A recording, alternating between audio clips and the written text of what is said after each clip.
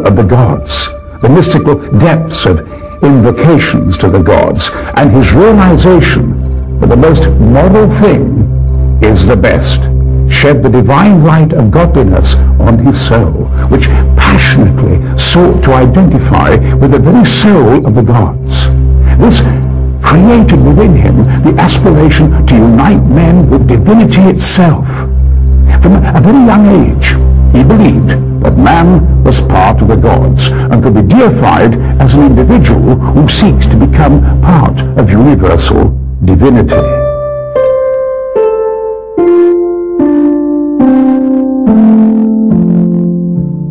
Olympias exerted a very strong influence over young Alexander.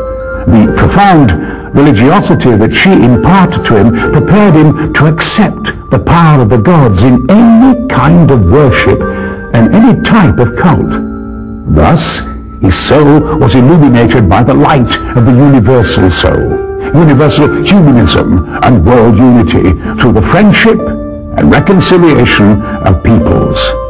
Alexander's adoration for his mother was well known throughout the kingdom of Macedonia.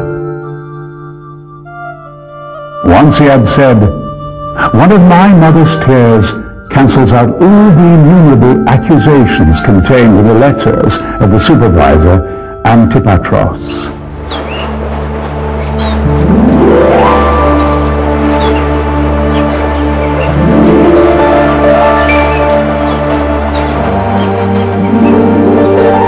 In the year 342 BC, Philip of Macedonia hired Aristotle for a large fee to teach young Alexander philosophy.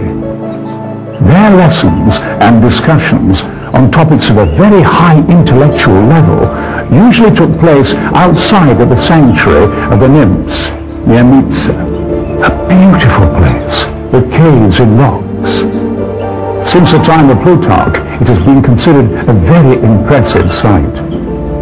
The great sage would talk for hours to young Alexander, who listened to his teacher's scientific views and advice with the profoundest respect, attention and admiration. The influence exerted by Aristotle on Alexander's mind and soul was enormous.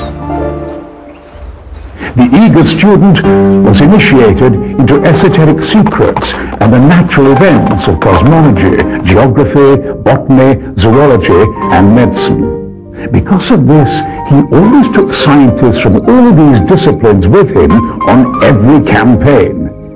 His eyes opened wide with awe and admiration, young Alexander listened carefully to Aristotle's discourses on logic, metaphysics, types of poetry, the importance of politics on a local and universal level, and above all, the nature of the soul and its essence. Aristotle believed that man had in his nature the power to create a state. In other words, he is a political animal by nature. This means that man can find his true vocation only through the organized state. When Alexander once asked Aristotle, "What is a state?" his teacher replied that a state is a complex entity composed of citizens, and a citizen is he who, as an equal member, can participate in governing and in meting out justice. Alexander was not convinced that the existence of an organized state with happy citizens was a simple matter. The stories he heard about people living in places from the Asia Minor coast to India, the hunger, misery, unfair treatment of the poor by the rich, and in particular the ignorance, created in the soul of the young visionary a universal image of a better state with happier citizens. This could exist if only the conditions of government were changed to ensure that culture and knowledge replaced misery and ignorance.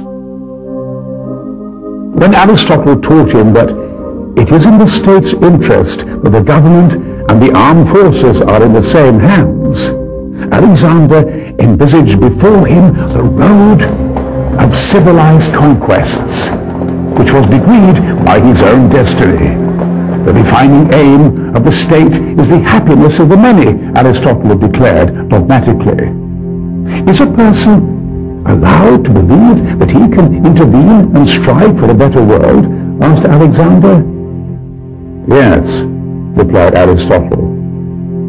The philosophy schools in Athens and Ionia teach their students that even one man can rectify the entire community. And in fact, if a man thinks he has within him the power to change the regime of the state for its citizens to have a happier and more just life, this thought is a commitment to the gods, and he is obliged to strive for its realization. If a modern observer wanted to detect the natural potential concealed within Alexander the Great, allowing him to change the world map through his conquests, such an observer would have to be able to hear the words of Aristotle describing the soul and its substance, and at the same time to see with the eyes of his own soul the words of Aristotle penetrating into the mind of young Alexander. This meeting point between Aristotle's words about the soul and Alexander's own soul defined the victorious army's commander's crossroad of history. Because in reality, Alexander did not become great for his conquests, but for their essence. Behind every victory, Alexander could see its essence, and this is what transformed the conqueror into a visionary and the defeated into beneficiaries.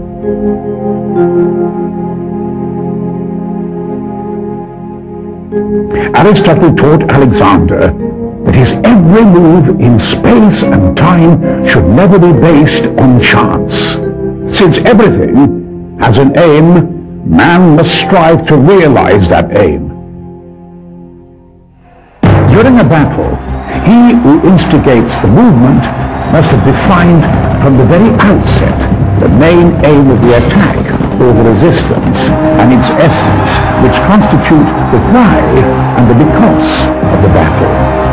Alexander had to be able to see everything in his life through its esoteric essence.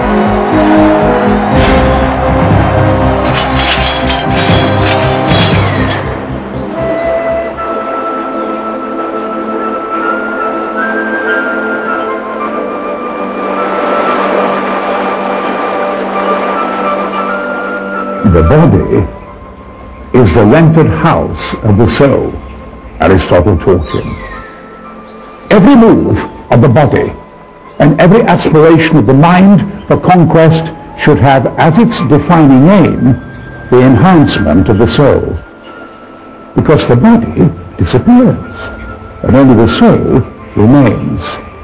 Alone it will enter the world of the gods at the crossroads of the suns, or into Hades, the dark world of Pluto.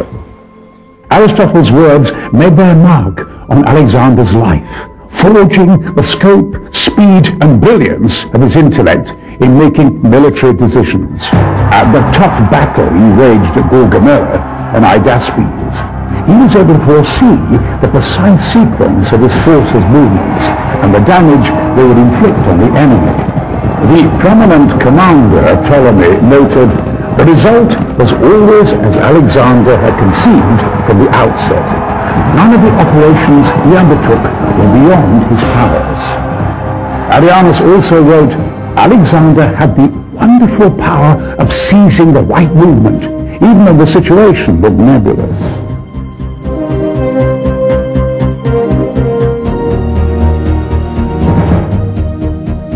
From the time he landed in Asia, Alexander knew that he had to create his own kingdom there in order to win the willing cooperation of his subjects. The training began with young children from Sardis who would become soldiers in his kingdom. His sagacity was demonstrated in the development of the rivers, the Indus, the Tigris, and the Euphrates. In his mind, he immediately transformed them into floating roadways for trade, and he organized a new system of irrigation in Mesopotamia. His ability to make the right move in all his actions and his capacity to think ahead for each new project were verified in many situations, especially in shipping between the Persian Gulf and the Indus River Delta.